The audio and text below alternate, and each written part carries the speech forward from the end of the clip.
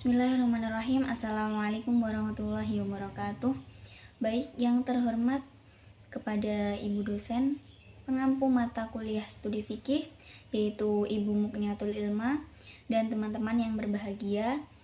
Langsung saja perkenalkan kami dari kelompok 12 yang beranggotakan saya sendiri, Emi Darawati Istiqomah, dan Dimas Bayu Setiawan, dan yang satu lagi Viana Afidatir Rohmi. Baik, di sini kami akan menjelaskan tentang kajian munakahat. Yang pertama adalah pengertian munakahat. Menurut bahasa, munakahat atau pernikahan berarti menghimpun atau mengumpulkan. Menurut istilah, nikah adalah suatu ikatan lahir dan batin antara laki-laki dan perempuan yang bukan mahram sebagai suami istri dengan tujuan untuk membina suatu rumah tangga yang berbahagia berdasarkan tuntunan Allah Subhanahu wa taala. Menurut ilmu fikih, nikah adalah akad yang menghalalkan hubungan antara laki-laki dan perempuan yang bukan mahram sesuai dengan tuntunan ajaran Islam. Yang kedua, hukum nikah. Di sini para ulama telah bersepakat bahwa pernikahan disyariatkan di dalam Islam, dan menikah menurut ulama Malikiyah, Syafi'iyah, dan Hanabilah hukumnya terbagi menjadi 4, yaitu yang pertama wajib. Menikah wajib hukumnya bagi seorang yang memiliki syahwat besar dan khawatir dirinya akan terjerumus pada perzinaan jika ia tidak segera menikah. Maka dengan pernikahan tersebut akan dapat menjaga kehormatannya. Yang kedua, mustahab atau dianjurkan. Menikah hukumnya mustahab bagi seseorang yang berhasrat, namun ia tidak dikhawatirkan terjerumus pada perzinaan. Meskipun demikian, menikah lebih utama baginya daripada ia melakukan ibadah-ibadah sunnah yang lain. Yang ketiga, hukumnya makruh. Menikah makruh hukumnya bagi seorang yang belum berkeinginan untuk menikah dan ia juga belum mampu untuk menafkahi orang lain. Maka hendaknya ia mempersiapkan bekal untuk menikah terlebih dahulu. Yang keempat adalah haram. Menikah haram hukumnya bagi seseorang yang akan melalaikan istrinya dalam hal jima dan nafkah, atau karena ketidakmampuannya dalam hal tersebut. Adapun rukun akad nikah adalah yaitu adanya calon suami dan istri, dan adanya ijab dan qabul, adanya wali nikah dan mempelai perempuan, dan yang terakhir adanya 2 orang laki-laki sebagai saksi nikah. Adapun urutan wali nikah, yaitu urutan wali nikah yang menjadi wali bagi seorang wanita secara berurutan, yaitu yang pertama adalah bapaknya. Bapak itu adalah orang yang paling berhak untuk menikahkan anak perempuannya. Yang kedua, kakek dari pihak bapak, dan seterusnya ke atas. Yang ketiga, saudara laki-lakinya sekandung. Yang keempat, saudara laki-lakinya sebapak. Dan yang kelima, anak laki-lakinya. Yang keenam, cucu laki-laki dari anak laki-laki, dan seterusnya ke bawah. Yang ketujuh, anak laki-laki dari saudara laki-laki kandung atau keponakan yaitu. Yang kedelapan, anak laki-laki dari saudara laki-laki sebapak, keponakan juga. Yang kesembilan, paman yang sekandung dengan bapaknya. Yang kesepuluh, anak laki-laki pamannya atau sepupu dari pihak bapak. Yang terakhir adalah hakim atau sultan, atau yang disebut dengan penguasa. Baik, selanjutnya akan dilanjutkan dengan teman saya. Baik, saya akan melanjutkan presentasi dari saudari Emi Darawati tentang makalah kami. Yang kemudian yang kelima ialah macam-macam wali nikah. mayoritas ulama sepakat bahwa wali nikah itu ada dua macam, yaitu wali mujbir dan wali non mujbir. Wali mujbir adalah wali yang dapat memaksa atau ijbar anak gadisnya untuk menikah tanpa seizinnya. Sementara wali non mujbir tidak memiliki hak paksa. Namun demikian, sekalipun tidak memiliki hak paksa, pernikahan itu tetap harus seizin wali. Dalam pandangan Syafi'iyah dan Hanabilah, wali mujbir adalah bapak dan kakek jika bapak tidak ada. Sementara dalam pandangan Malikiyah, wali mujbir hanya bapak saja. Malikiyah dan Hanabilah juga sepakat bahwa orang yang mendapat warisan dari bapak untuk menikahkan putrinya maka berstatus mujbir. Wali-wali yang berhak atau yang paling utama berhak menikahkan adalah sebagai berikut. Yang pertama, ayah. Kemudian kakek atau ayahnya ayah. Yang ketiga, ayahnya kakek, dan seterusnya. Dalam hal ini, hendaknya mendahulukan kakek yang paling dekat daripada kakek yang paling jauh. Yang keempat, saudara laki-laki yang seayah dan seibu. Yang kelima, saudara laki-laki yang seayah saja. Yang keenam, anak laki-lakinya saudara laki-laki yang seayah dan seibu. Yang ketujuh, anak laki-lakinya saudara laki-laki yang seayah saja. Yang kedelapan, paman yang seayah dan seibu. Dan yang terakhir yaitu paman yang perwalian nasab pindah kepada perwalian hakim itu ketika apa? Yang pertama, ketika wali nasab memang tidak ada. Yang kedua, wali nasab berpergian jauh atau tidak di tempat. Yang ketiga, wali nasab kehilangan hak perwaliannya. Yang keempat, wali nasab sedang menjalani haji atau umroh. Terus kemudian ketika wali nasab menolak bertindak sebagai wali, dia tidak mau menjadi wali. Terus kemudian yang terakhir, wali nasab menjadi mempelai laki-laki dari perempuan di bawah perwalian. Yang keenam ada kafaah. Apa sih kafaah itu? Secara bahasa, al-kafaah berarti kesamaan dan kesetaraan. Secara istilah, ulama fikih mendefinisikan kafaah dengan kesetaraan antara suami istri dalam hal-hal tertentu untuk mencegah terjadinya pertikaian.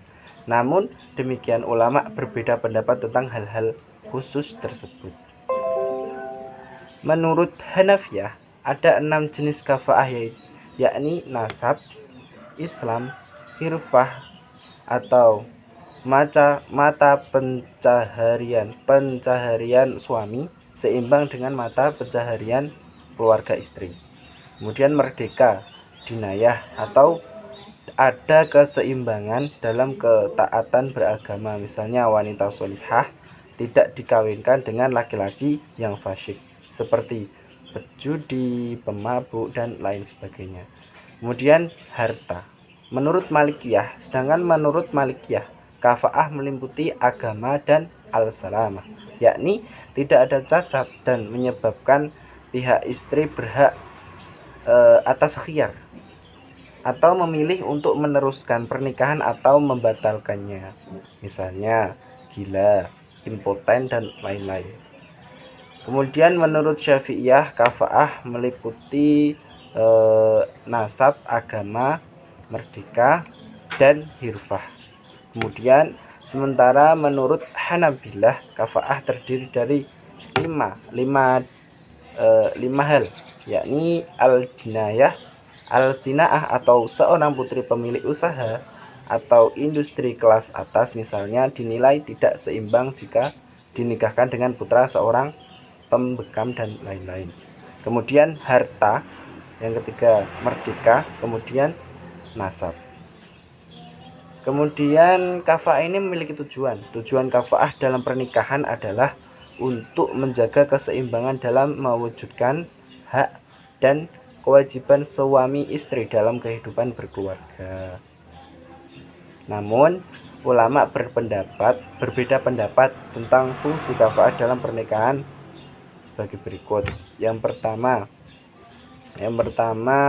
sementara ulama diantaranya Imam Tauri, Hasan Basri, serta Al-Kharqi dari kalangan Hanafiyah berpendapat bahwasanya kafaah bukan merupakan syarat dalam pernikahan, baik syarat syah maupun syarat keniscayaan. Di antaranya alasan yang mengemukakan mereka adalah Quran surat Al-Hujurat. Kemudian yang ketujuh ada khitbah.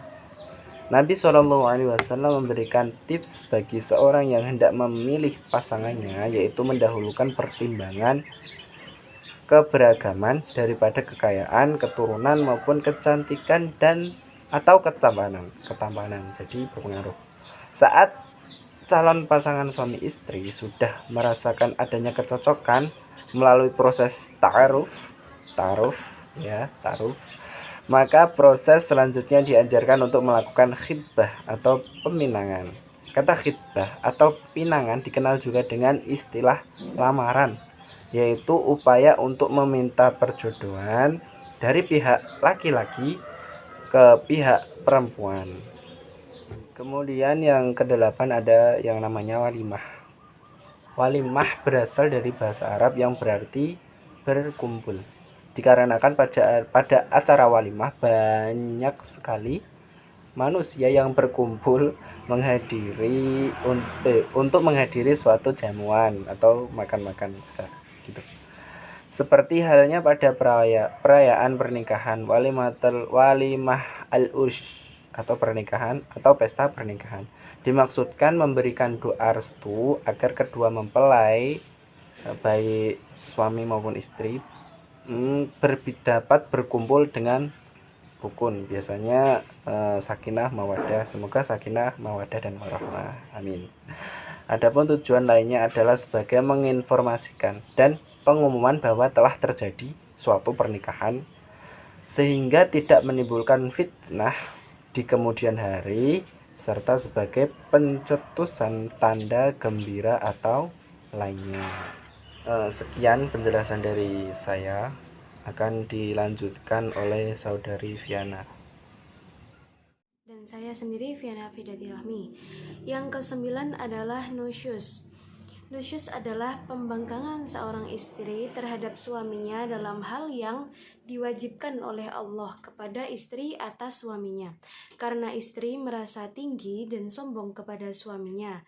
Dan nusyus hukumnya adalah haram, yaitu untuk mengingatkan istri dari suami ada 3 macam, yaitu yang pertama menasehatinya, yang kedua menghajarnya atau menjauhinya di tempat tidur, dan yang ketiga adalah memukulnya. Jika setelah dihajar tersebut istri belum juga sadar, maka suami diperbolehkan memukulnya dengan syarat meyakini dengan pukulan tersebut istri menjadi jera. Yang kedua, pukulan tersebut tidak melukai, tidak memukul wajah dan bagian-bagian yang membahayakan. Pukulan tersebut tidak lebih dari 10 pukulan. Dan yang terakhir, pukulan tersebut tidak dijadikan kebiasaan. Yang ke-10 adalah talak. Talak adalah segala sesuatu yang menunjukkan pengakhiran hubungan antara suami istri, baik dengan ucapan, tulisan, ataupun perbuatan. Dan talak dapat berupa sindiran ataupun kiasan dalam agama Islam. Dalam agama Islam, yang berhak menjatuhkan talak hanyalah dari pihak suami, karena hal itu akan dapat menjaga kelanggengan hubungan perkawinan yang membutuhkan nafkah harta di dalamnya. Ulama sepakat bahwa suami yang berakal, balik, dan atas kemauan sendiri boleh menjatuhkan talak dan talaknya sah. Jika suami adalah orang gila, masih kecil, atau dipaksa, maka talaknya tidak sah, meskipun datang darinya.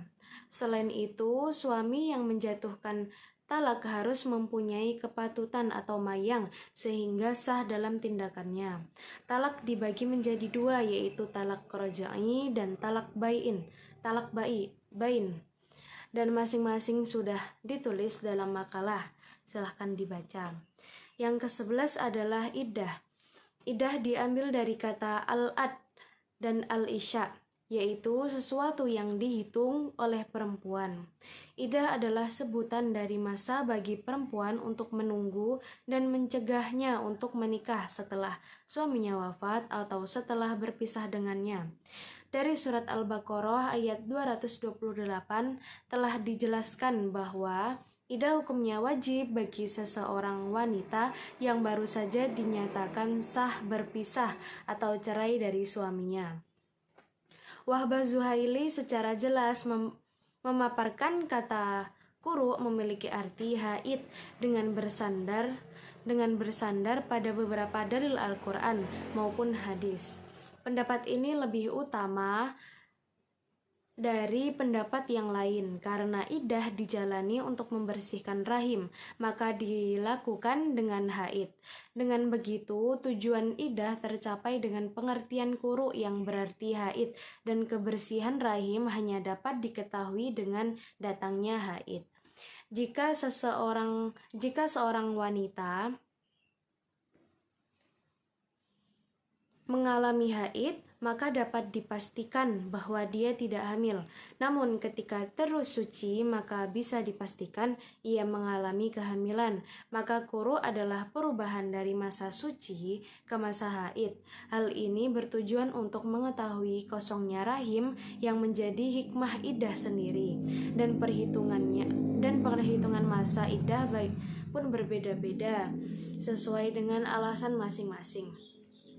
Yang ke-13 dan yang paling terakhir adalah rujuk.